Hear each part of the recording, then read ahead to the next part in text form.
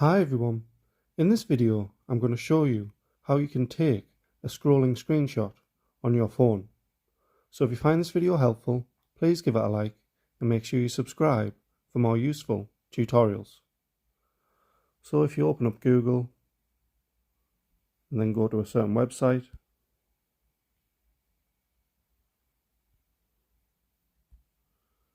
for whatever reason, if you want to take a screenshot of the whole page, you obviously can't just do it in one go.